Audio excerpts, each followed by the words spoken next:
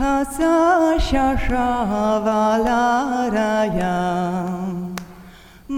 have to design this space keeping in mind a theme, and theme is Sanskrit. So Sanskrit and cotton is quite similar. Sanskrit is the gist for a lot of languages. Likewise, cotton. If with cotton you can create, with blending and all, you can create a lot of fabrics.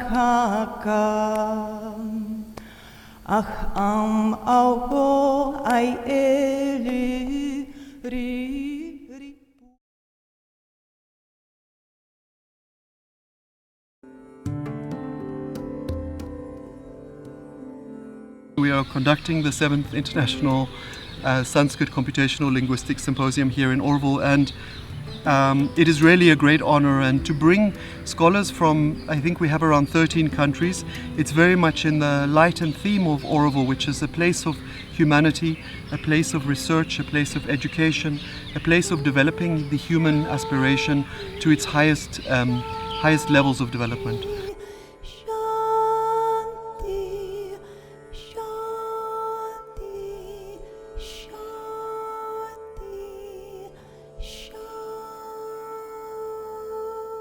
In the past decade, our team was working basically on deep linguistic research on Sanskrit language, combining with the field of computer science.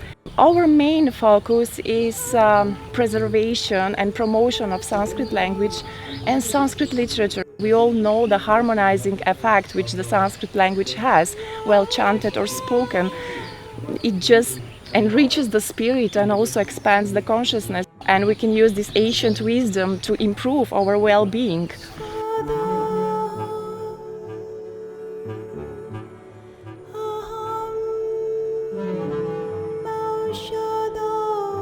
One of the projects that we are presenting at this ISCLS is we are presenting a tool for transcribing manuscripts, and we want to make it easy. There's an estimated 7 to 30 million manuscripts in Sanskrit extant. Manuscripts usually last only a few hundred years, so this is an urgency for the world to digitize these manuscripts and also to transcribe them, to have them put into a computer database so that they can be preserved.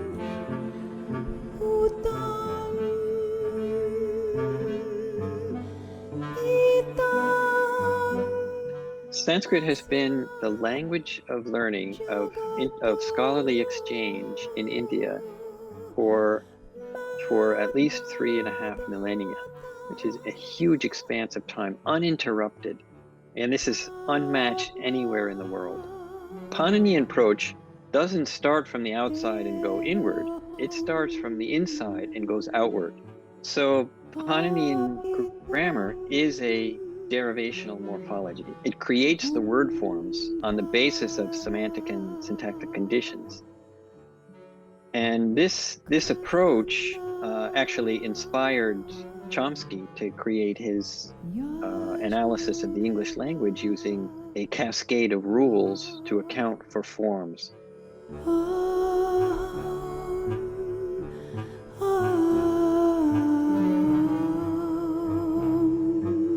I think Sanskrit is like a magical language.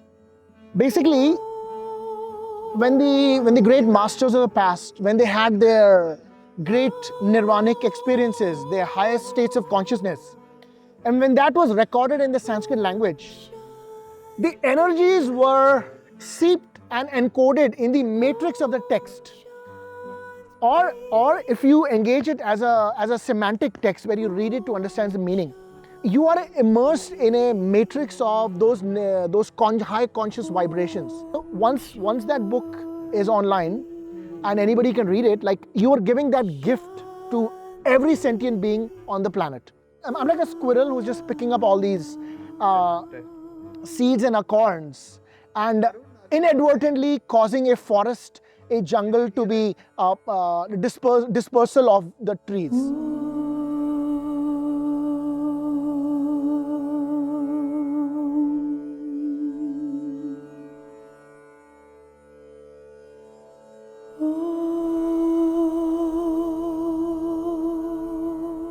At Dharohar, we are engaged in the producing descriptive digital catalogues of Sanskrit manuscripts.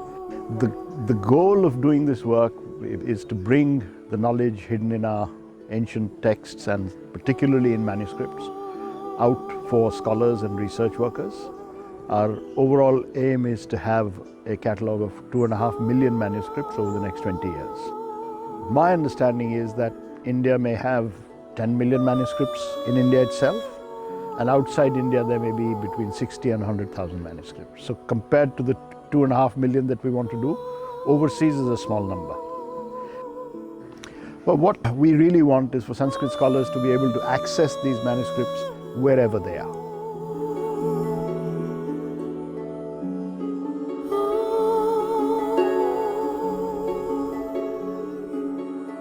In 2004, I established the Sanskrit Zealot Society, a community of people that we speak Russian language and we love Sanskrit. It's not about money, it's about enthusiasm. So I spread my fire, so I got my fire from my scientific advisor Zalizniak. And the fire needs to burn. So I share my fire and I see that it's burning higher than before, brighter than before. So it means if people don't see the love in my eyes, how can I teach them?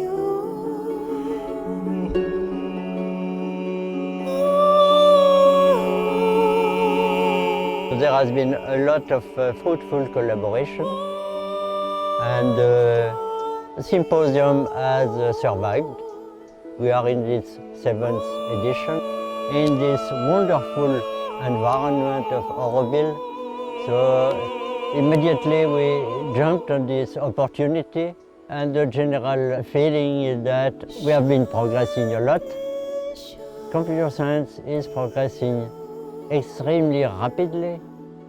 So could we manage to master this technology in useful ways and somehow master the beast and use it as a tool for building better artifacts to understand Sanskrit and, most importantly, Sanskrit literature.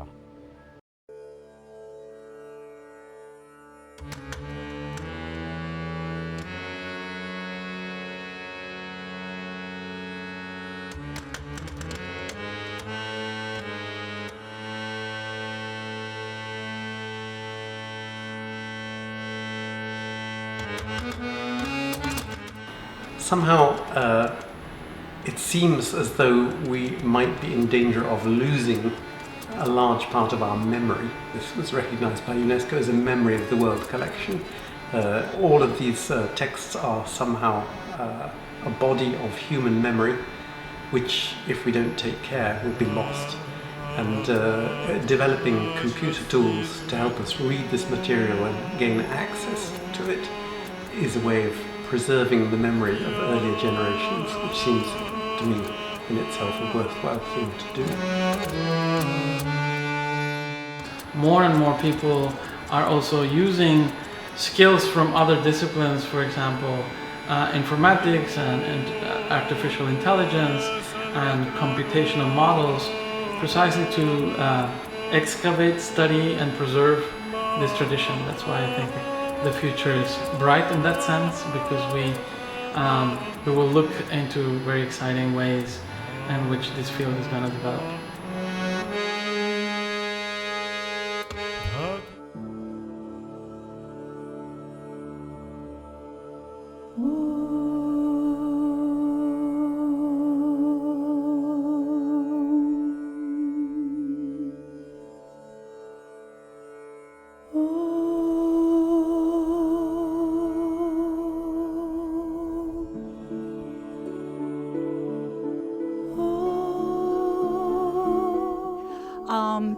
as a singer, I've sung in many different languages, and Sanskrit is one that it feels really, really lovely and open and quite easy to sing in.